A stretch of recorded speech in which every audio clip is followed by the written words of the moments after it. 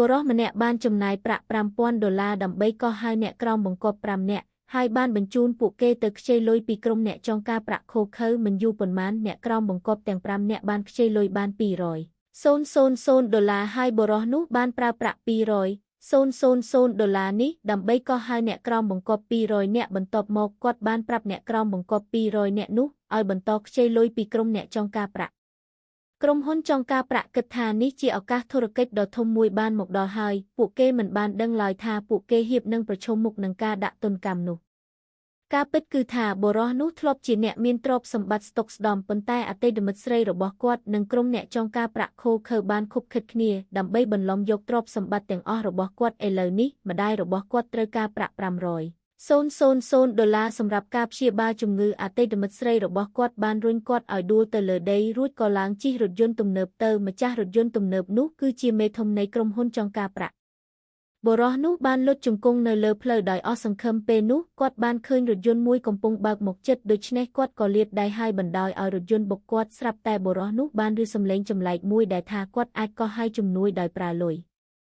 ពេលភ្ញាក់ឡើងវិញអ្នកបើកបរបានត្រៀមខ្លួនរួចជាស្រេចដើម្បីនាំគាត់ទៅមន្ទីរពេទ្យប៉ុន្តែបុរសនោះបានបដិសេធមុនពេលចាកចេញអ្នកបើកបរបានហុចប្រាក់$5,000ឲ្យគាត់បុរសនោះបានប្រើប្រាក់នោះដើម្បីកោះហៅអ្នកក្រោមបង្គាប់គាត់ចង់សុំលុយពីពួកគេប៉ុន្តែអ្នកក្រោមបង្គាប់ម្នាក់សុទ្ធតែក្រីក្រណាស់បន្ទាប់មកបុរសនោះក៏បានទទួលការហៅទូរស័ព្ទពីអ្នកចងការប្រាក់ដោយមិនបានរំពឹងទុកគាត់ក៏នឹកឃើញពីរបៀបដែលក្រុមចងការប្រាក់ឃោឃៅបានបំផ្លាញជីវិតរបស់គាត់ដូច្នេះគាត់ក៏សម្រេចចិត្តបញ្ជូនអ្នកក្រោមបង្គាប់របស់គាត់ទៅខ្ចីលុយពីពួកគេបន្ទាប់ពីបុរសនោះទទួលបានប្រាក់គាត់ក៏កោះហៅអ្នកក្រោមបង្គាប់បន្ថែមទៀតបន្ទាប់មកគាត់បានបញ្ជូនអ្នកក្រោមបង្គាប់កាន់តែច្រើនទៅខ្ចីលុយសកម្មភាពទាំងនេះបានធ្វើឲ្យមេធំនៃក្រុមហ៊ុនចងការប្រាក់មានការភ្ញាក់ផ្អើលបុគ្គលិកបាននិយាយថាទុនបម្រុងរបស់ក្រុមហ៊ុនជិតអស់ហើយប៉ុន្តែថៅកែបែរជារំភើបគាត់បានទៅខ្ចីលុយភ្លាមដើម្បីបន្តផ្ដល់កម្ចីមិនយូរប៉ុន្មានបុរសនោះបានប្រើវិធីនេះដើម្បីទទួលបាន$10,000,000គាត់បន្តកោះហៅអ្នកក្រោមបង្គាប់ភាគីទាំងពីរគិតថាពួកគេហៀបនឹងក្លាយជាអ្នកមានបុរសនោះបន្តខ្ចីហើយមេធំក៏បន្តផ្ដល់កម្ចីនៅពេលដែលបុរសនោះខ្ចីបាន$100,000,000ក្រុមហ៊ុនចងការប្រាក់ឃោឃៅក៏អស់លុយមេធំបានផ្លាស់ប្ដូរលក្ខខណ្ឌកិច្ចសន្យាគាត់និយាយថាគាត់នឹងទារប្រាក់ទាំងអស់មកវិញក្នុងរយៈពេល3ថ្ងៃពេលនោះប្រាក់$100,000,000នឹងកើនឡើងដល់10ដងគាត់ជឿជាក់ថានឹងចំណេញពីការប្រាក់យ៉ាងច្រើនគាត់មិនបានដឹងឡើយថាបុរសនោះមិនដែលគ្រោងនឹងសងបំណុលទេ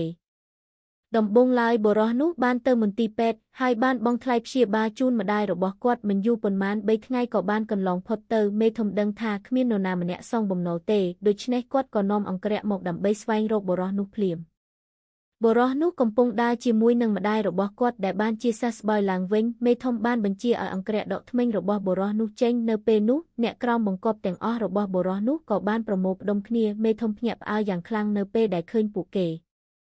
បុរសនោះបានប្រាប់ទៅមេធំនោះថាឥឡូវនេះលុយស្ថិតនៅក្នុងដៃរបស់យើងហើយអ្នកគ្មានអំណាចនៅទីនេះទៀតទេបន្ទាប់មកអ្នកក្រោមបង្គាប់ទាំងអស់បានឡោមព័ទ្ធមនុស្សរបស់ក្រុមហ៊ុនចងការប្រាក់បុរសនោះបានចោទប្រកាន់ពួកគេថាជាក្រុមហ៊ុនឃោឃៅមនុស្សជាច្រើនបានរងគ្រោះដោយសារតែពួកគេឥឡូវនេះដល់វេនពួកគេត្រូវទទួលទណ្ឌកម្មហើយ